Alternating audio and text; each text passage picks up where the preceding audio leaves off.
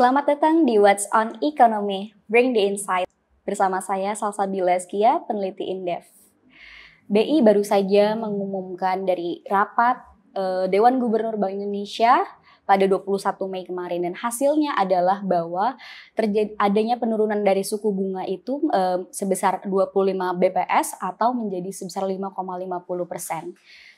Nah, tidak hanya itu, ada penurunan juga dari lending facility dan juga deposit facility. Sebesar untuk deposit facility sebesar 4,75% dan lending facility sebesar 6,25%.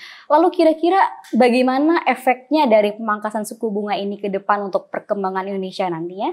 Pada episode kali ini kita akan mendiskusikan lebih lanjut dan lebih detail dengan Mas Eko Listianto selaku Direktur Pengembangan Big Data Indef. Selamat datang Mas Eko. Selamat datang kembali di What's on Economy. Iya, terima kasih Bila ya. Sekian lama ya kita tidak berdiskusi bareng di podcast What's on Economy ya Mas ya. Iya, ya, benar-benar. Untuk podcast kemarin pertama kali dibahas nilai tukar rupiah nih. Nah, sekarang kita saatnya bahas ke yang lebih mendalam lagi nih Mas. Ke suku bunga BI. Kemarin menarik tuh Mas ya, karena BI baru aja ada rapat Dewan Gubernur gitu kan. Rapat Dewan Gubernur BI dan hasilnya adanya pemangkasan suku bunga nih ternyata Mas setelah beberapa terakhir 4 bulan ini ya, 4 bulan belum ditahan-tahan baru di akhirnya turun lagi sekarang. Nah, kira-kira Mas Eko, apa sih yang menjadi alasan utama bagi BI ini menurunkan suku bunga gitu Kak? Apakah ini menjadi sinyal bahwa sebenarnya tuh perekonomian tuh lagi nggak baik-baik saja Mas? Gimana Mas Eko? Oke, jadi begini, kalau ngelihat dari kebijakan yang diambil ya dari suku bunga acuan itu memang arahnya itu adalah untuk mendorong ke arah pertumbuhan ekonomi ya. Jadi lebih bagaimana supaya sektor real lebih bergerak begitu ya, kredit bisa tumbuh lebih baik begitu. Nah, kalau dikaitkan dengan apakah ekonomi sedang tidak baik-baik saja ya, salah satu indikator yang kemudian berkaitan ya, kenapa kemudian BI perlu menurunkan suku bunga tadi ya, memang adalah karena melihat ya pertumbuhan ekonomi kita kan kecenderungannya melambat begitu. Jadi istilahnya butuh ya semacam suplemen lah begitu ya. Jadi untuk bisa mendorong pertumbuhan ekonomi kembali ke track target ya. Kita bahkan targetnya 5,2% begitu. Begitu melihat pertumbuhan ekonomi triwulan pertama hanya 4,87 ya.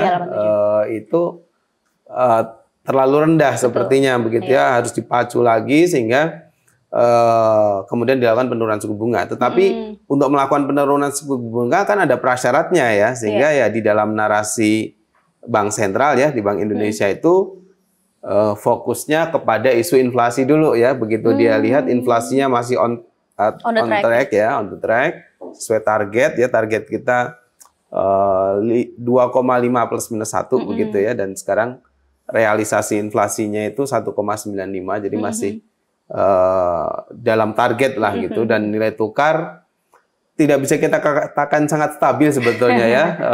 Masih fluktuatif ya? Iya, masih cukup fluktuatif, tetapi ada tanda-tanda ke depan bahwa gejolak globalnya itu sedikit mereda lah begitu. Karena misalkan ya Trump ini sekarang tidak terus-menerus ya bicara soal tarif gitu kan, ya ada 90 hari yang di pending itu begitu untuk melakukan negosiasi dan seterusnya, itu kan memberikan penurunan tensi begitu. Walaupun di sisi lain ada tensi geopolitik yang meningkat ya, seperti India dan Pakistan ya, dan beberapa negara lain ya, atau Cina dengan Taiwan gitu. Tapi poinnya adalah ada secercah ruang begitu untuk melakukan upaya untuk mengakselerasi perekonomian ya. Jadi saya rasa sih memang itu diperlukan ya, penurunan suku bunga itu, karena kita melihat pertumbuhan ekonomi kita melambat begitu, dan memang butuh doping stimulus begitu gitu ya, atau stimulus dari sisi moneter. Tapi tidak cukup hanya dari moneter ya, nanti kita bisa bahas lebih jauh begitu. Berarti memang dari secara global pun juga lagi lumayan mereda ya untuk sekarang ini ya Mas Eko ya, sebenarnya bisa dibilang ya, karena adanya postpone dari kebijakan Trump itu yang untuk tarif impor ya. Ya, mereda itu jangan dibayangkan sangat mereda banget sih ya begitu ya, sedikit mereda lah gitu ya, tapi masih panas gitu ya. Angetnya masih kerasa, bisa lebih anget lagi atau bisa mungkin sedikit adem gitu ya.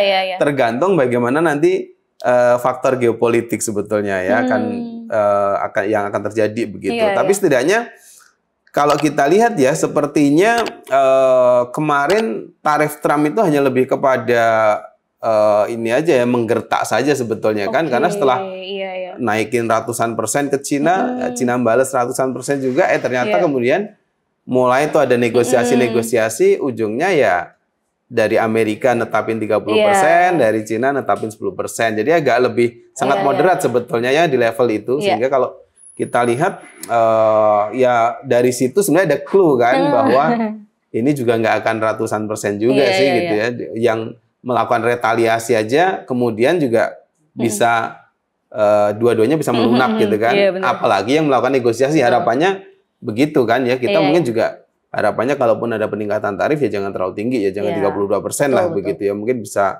atas seperempat dari itu atau bahkan mungkin setengah dari itu maksimal begitu. Iya, oke. Tapi kalau dari segi kondisi perekonomian US-nya sendiri nih Mas ya, kan perekonomian US ini kan sangat berpengaruh ya untuk semua negara ya bisa dibilang, karena dia salah satu negara maju dan berpengaruh untuk semua negara.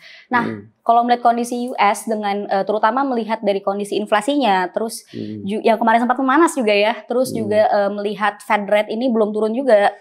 Dari The Fed belum menurunkan suku bunga gitu. Nah, kira-kira apakah ini nanti akan memberikan imbas, Mas, ketika kita ini sudah menurunkan suku bunga BI rate ini? Ya, begini. Memang faktor Amerika itu tidak bisa kita tinggalkan begitu ya. Dan posisi hari ini Fed Fund Rate ya, suku bunga acuan The Fed, Bank Sentral Amerika itu masih ditahan di 4,5% lah kira-kira begitu ya. Lebih rendah dari kita, tetapi dia masih menahan nih gitu. Nah, kita udah melakukan penurunan gitu. Ini baik nggak kira-kira kan gitu betul, ya? Akan menimbulkan gejolak atau tidak begitu? Kalau keinginan dari Presiden Trump tentu adalah suku bunga acuan serendah-rendahnya, kira-kira begitu ya, sehingga dia kemudian secara eksplisit ya menyerang Gubernur Bank Sentralnya sendiri begitu untuk segera menurunkan suku bunga acuan begitu. Tapi mungkin Bank Sentral sana ya, Powell itu melihat bahwa masih ada resiko-resiko inflasi ke depan karena tarif kan sedang diotak-atik sama pemerintah kan begitu ya, dan itu berimplikasi kepada barang dan jasa yang diimpor oleh Amerika begitu kan, sehingga masih mungkin dia menjaga itu sehingga kemudian lebih memutuskan untuk menahan suku bunga. Nah, di sini menurut saya penting Bank Indonesia tidak harus selalu mengikuti kurva yang dibikin oleh Amerika begitu. Jadi menurut saya itu udah tepat begitu ya. Jangan sampai kemudian kalau Amerika nurunin kita baru nurunin ya. Gitu ya. Iya benar gitu. Kalau dia nahan kita ikut nahan gitu. Itu menunjukkan tidak independen begitu. Justru dengan kita istilahnya istilahnya berada di depan kurva dari Central Bank Amerika, berani nurunin begitu, itu menunjukkan kita punya confident, punya hitung-hitungan sendiri begitu bahwa bahwa Indonesia tidak bisa dong ekonominya sangat bergantung dari Amerika, tetapi memang kita kena dampak ya dari perilaku ekonomi Amerika begitu. Tetapi di dalam negeri kita punya katakanlah momentum untuk katakanlah segera melakukan penurunan suku bunga gitu.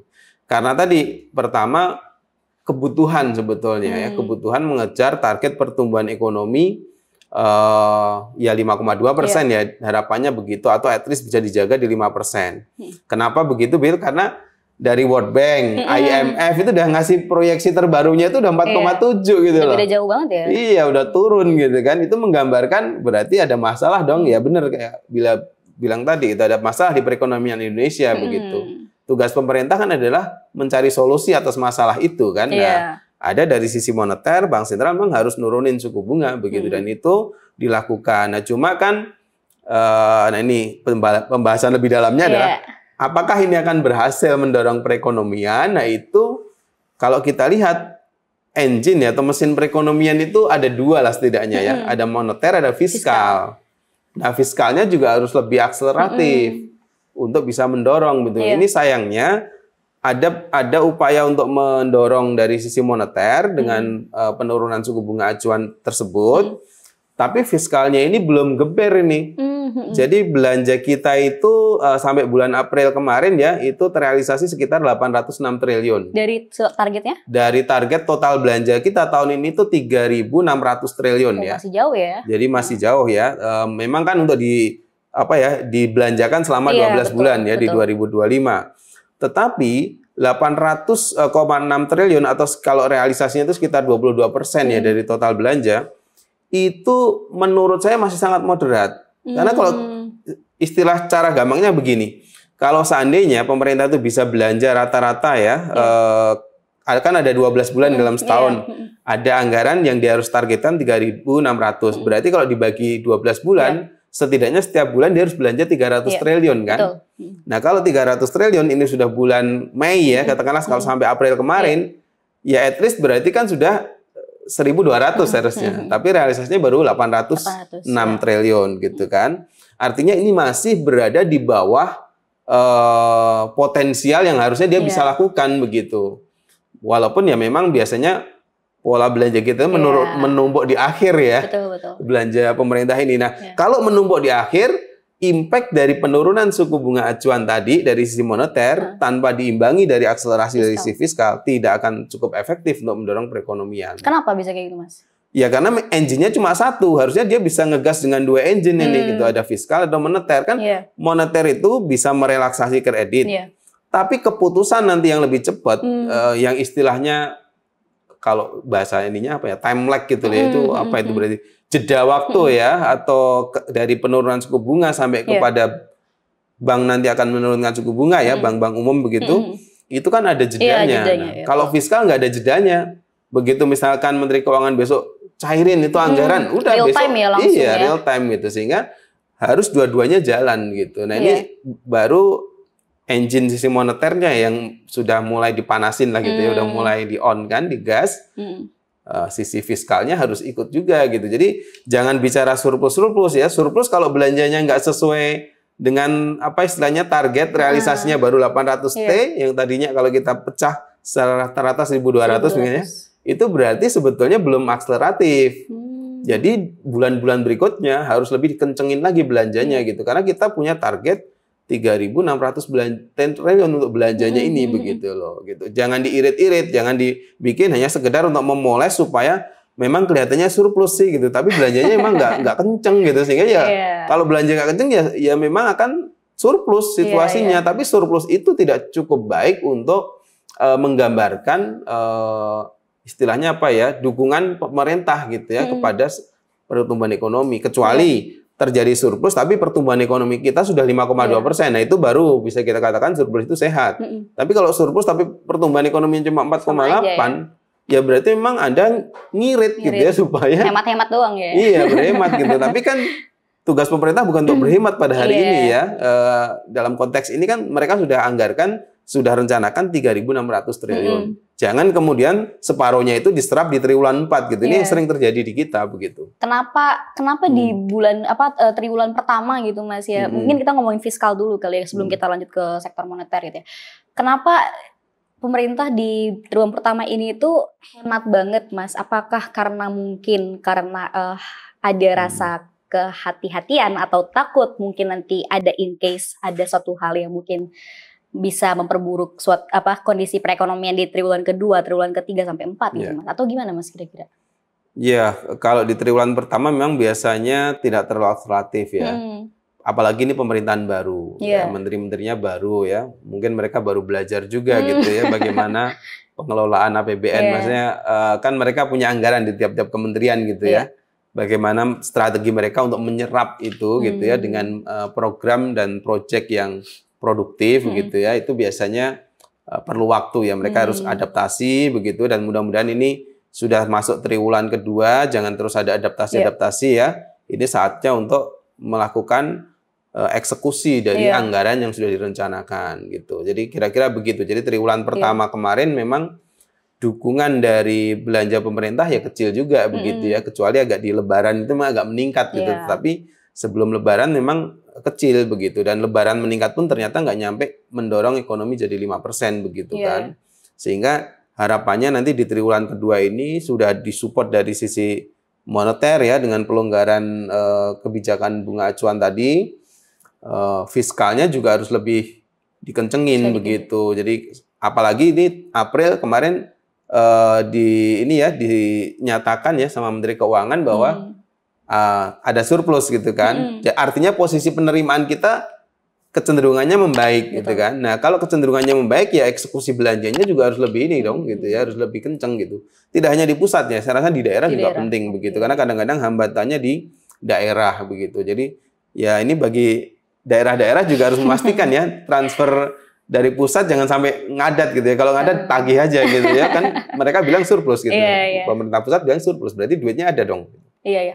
Oke, Mas. Nah, kita balik ke moneter lagi, Mas. Di sini kemarin kan dari hasil rapat Dewan Gubernur BI ini juga menyampaikan ya dari Pak Peri gitu ya, bahwa penyangga likuiditas makroprudensial ini atau PLM ini kan turun nih, Mas, dari 5% jadi 4% gitu ya untuk bank konvensional. Nah, tapi apakah efek dari PLM ini yang menurun ini akan memberikan dampak yang positif ya kepada sektor-sektor real gitu, terutama sektor prioritas kayak UMKM, manufaktur, atau mungkin green financing gitu, Mas. Kira-kira ada nggak sih potensi yang besarnya gitu, Mas, kalau dari ini? Ya, kebijakan makroprudensial itu ya tujuannya memang untuk growth juga gitu ya, salah satunya. Nah, kenapa begitu? Kenapa PLM-nya juga ikut diturunkan ya? Arahnya memang supaya memberikan keleluasaan bagi bank ya untuk lebih bisa menyalurkan kredit lebih besar lagi begitu ya. Teori sederhananya begitu ya, kita nggak usah yang rumit-rumit lah gitu ya. Nah, kenapa demikian? Karena sebetulnya situasi penurunan suku bunga acuan ini memang ya tadi tidak serta-merta bisa langsung mendorong kenaikan kredit. Kenapa begitu? Kalau kita lihat pertumbuhan kredit di bulan April ini melambat ya, dari Maret kemarin masih 9%-an, sekarang udah masuk kepala 8 ya, 8,48 kalau nggak salah ya, 8%-an lah gitu. Padahal targetnya sekitar 11%. Nah, makanya kemudian diturunkan bunga acuan, harapannya nanti laju kredit meningkat, tapi untuk bisa laju kredit meningkat atau suku bunga turun, suku bunga kreditnya itu ikut turun ya, karena bunga acuannya sudah turun, berarti bank itu harus nyari uang dari masyarakat ya, dengan bunga yang lebih rendah juga dong. Iya, betul. Kan? Karena itu akan mengikuti. Jadi kadang-kadang bank itu bukannya tidak mau nurunin bunga kredit, tapi dia dapat dari kita ini, para penabung ini sudah mahal. Nah, hari ini yang terjadi adalah dana pihak ketiga dari masyarakat ini, lajunya itu sudah lebih lambat dari laju kredit ya. Kalau kredit tadi masih 8%-an laju pertumbuhannya, dana pihak ketiga dari masyarakat itu hanya 4%-an ya. Beda banget ya. Kenapa hanya bisa gitu, sekitar Mas? Separuh. Ya berarti banyak orang yang sudah menggunakan makan tabungan yang sering ceritakan itu terjadi kan gitu. Betul. Sehingga nggak banyak yang bisa ditabung gitu loh. Nah, apa yang implikasinya? Ya mereka perang suku bunga dong untuk mendapatkan dana pihak ketiga supaya banknya tidak mengalami kekeringan likuiditas. Untuk bisa perang suku bunga, naikin bunga dong gitu ya. Kalau dia sudah dapat dari masyarakat mahal ya, quote and quote bunganya sudah cukup tinggi, jual kreditnya tinggi juga kan gitu ya, sehingga nggak gampang. Nah, PLM bisa salah satunya menjadi jalan keluar ya, walaupun kita lihat efektivitasnya mungkin dugaan saya juga nggak terlalu tinggi, tapi salah satu secara teori ya, jadi dia bisa menggunakan ya lebih banyak ya likuiditas yang ada di bank itu karena direlaksasi ya dia bisa lebih banyak nyalurin kreditnya, maunya begitu ya. Tapi secara realitas memang ini tidak mudah ya. Menurunkan bunga acuan, mendorong pertumbuhan ekonomi, mendorong kredit, tapi di sisi lain ada dana pihak ketiga yang tren kecenderungannya juga tumbuhnya sangat moderat ya, bahkan melambat kalau kita lihat gitu ya, karena ini kalau direntet ke belakang ya ada daya beli, ada macam-macam, ada yang banyak di PHK, perusahaan yang besar-besar juga profitnya hanya moderat gitu, banyak aspek yang melingkupi kenapa DBK itu kemudian hanya tumbuh 4%-an gitu. Ya balik lagi ya, berarti memang ekonomi Indonesia sedang tidak baik-baik saja sebenarnya kalau melihat kondisi seperti itu, Mas ya. Ya itu benar ya, tidak baik-baik saja dan memang harus ada upaya ya dari pelonggaran kebijakan moneter. Dan ditambah lagi nanti kita berharap juga sisi fiskalnya, belanjanya juga lebih kenceng ya. Tapi tentu belanja yang produktif ya. Jangan buat nonton konser doang.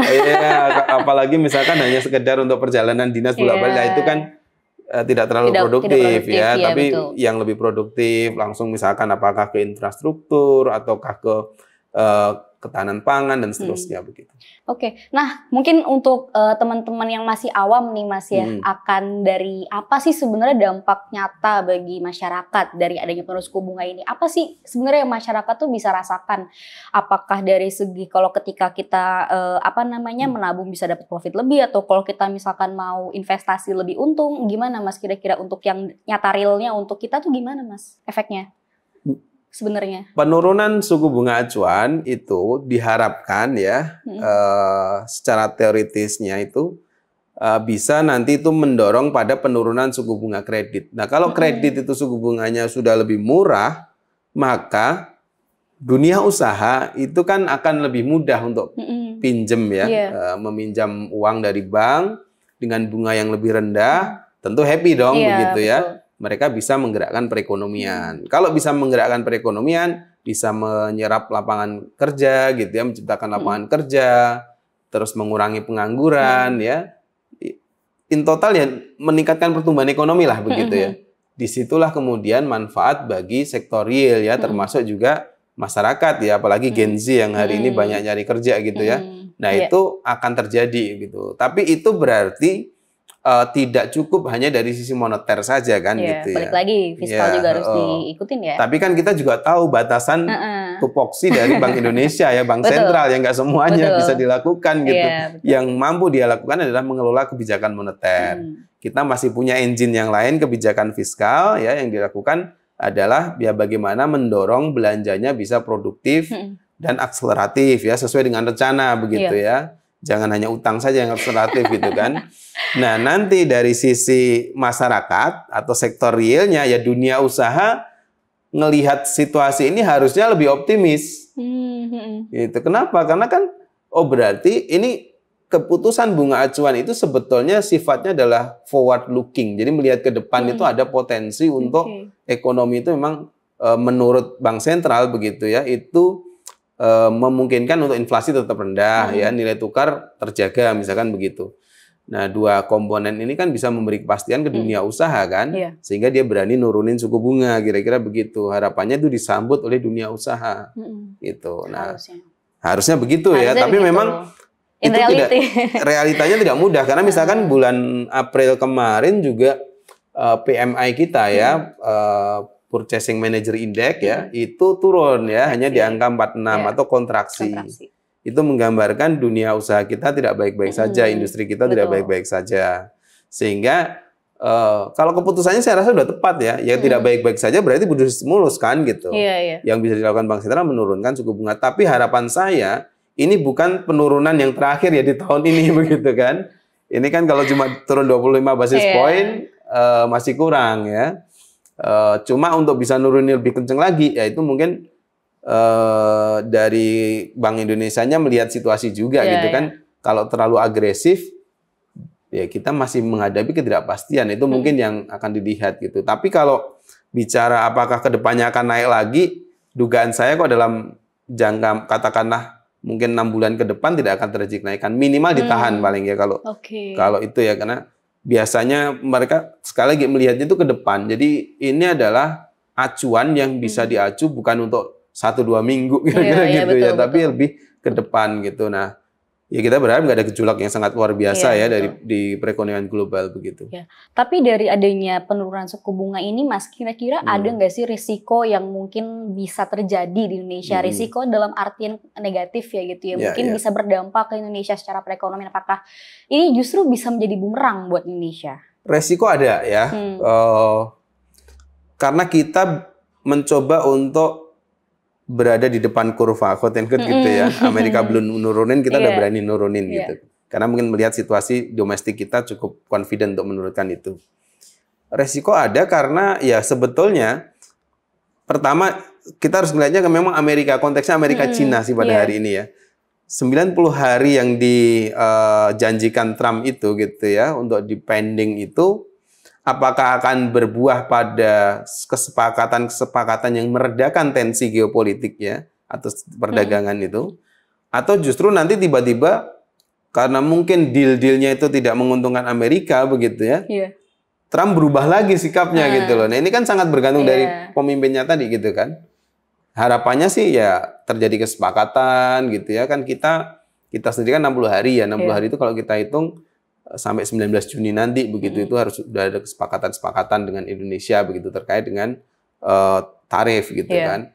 Negara lain mungkin juga punya waktu lah, tapi semua dibatasi dalam 90 hari itu. Nah, setelah 90 hari seperti apa kita belum tahu sebetulnya gitu ya, sikapnya Amerika nanti seperti apa begitu.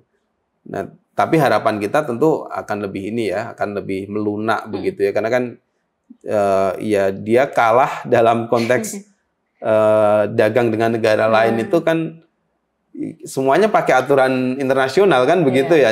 Terus kemudian dia menyalahkan negara lain yang surplus ya terhadap Amerika begitu ya, nggak serta-merta begitu ya. Saya rasa mudah-mudahan sih tidak terjadi. Nah, kalau terjadi goncangan, nah itu yang gimana itu, Mas? Itu yang beresiko ke kita karena kita sudah terlanjur nurunin suku bunga, sementara resiko globalnya masih cukup tinggi begitu. Nah, itu kalau ke depan ternyata ada goncangan-goncangan lagi atau misalkan India dan Pakistan makin memanas misalkan begitu, ya bisa aja ya resiko-resiko akan katakanlah capital outflow dan seterusnya itu masih mungkin terjadi. Capital outflow gitu. Berarti ya. Salah satunya yang beresiko di situ gitu, karena kan kita konteksnya negara berkembang nih Bill ya. Kalau biasanya kalau investor global itu kalau ngelihat kalau dunia penuh ketidakpastian dia lari gitu keluar. Kayak kemarin ya keluar gitu kan, ada tarif Trump keluar dulu, tapi kemudian kan sekarang udah pada masuk lagi gitu ya karena depending 90 hari itu.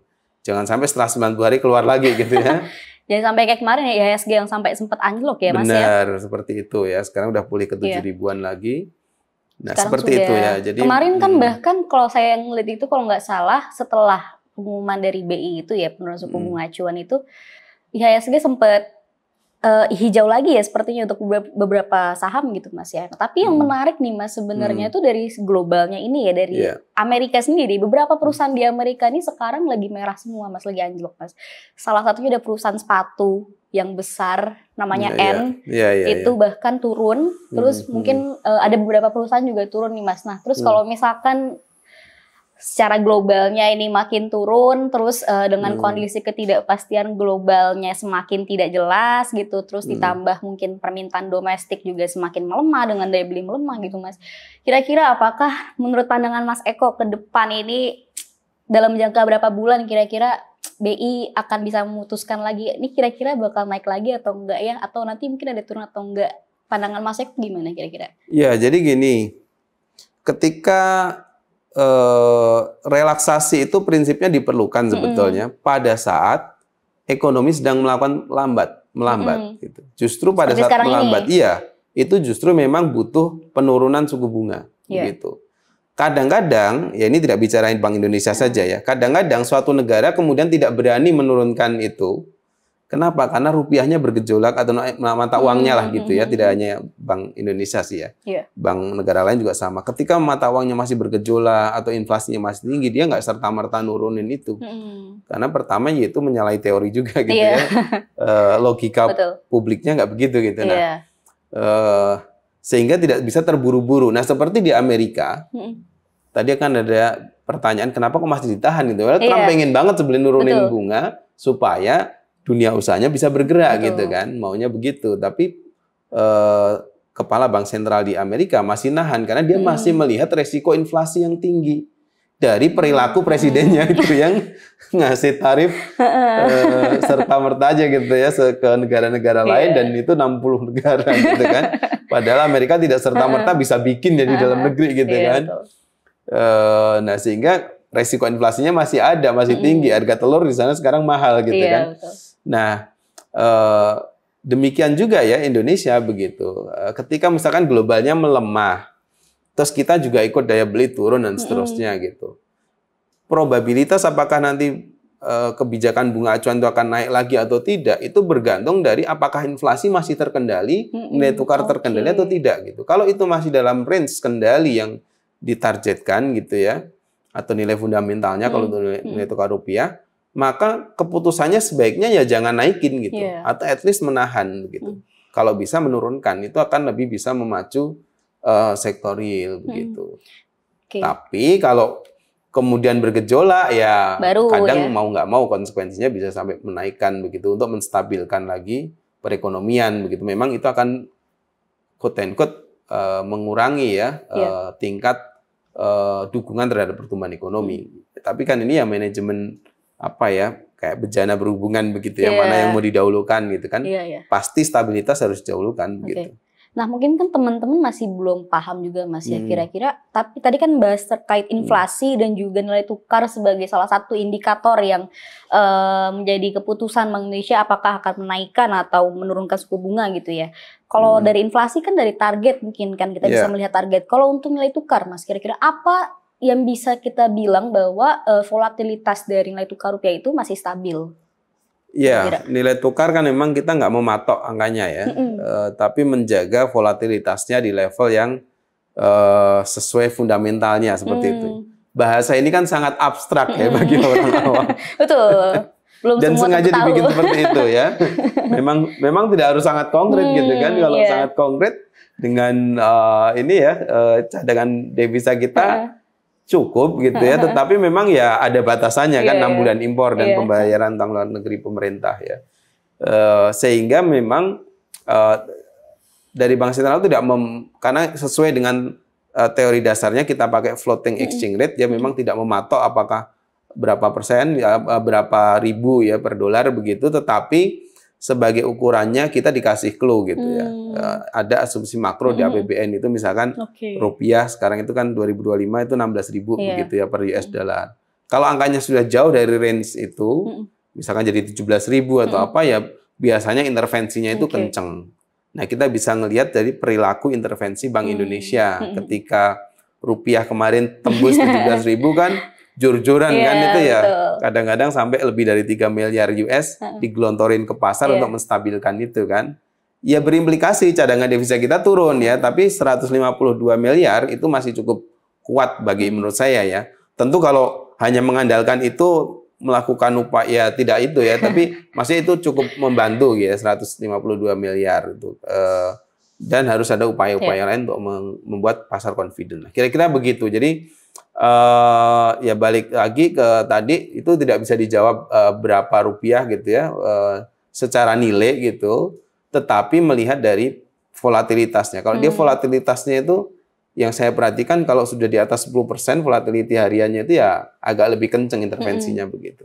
Oke, kita sudah sampai di penghujung diskusi nih Mas Eko. Kira-kira mungkin ada kayak pesan atau mungkin satu kata deh Mas gitu ya untuk teman-teman yang nonton. Mungkin yang nonton dari BI sendiri, dari pihak BI gitu ya mungkin, atau mungkin dari siapapun itu yang menonton. Kira-kira ada satu kata atau dua kata terkait dengan penurunan suku bunga ini Mas, kira-kira?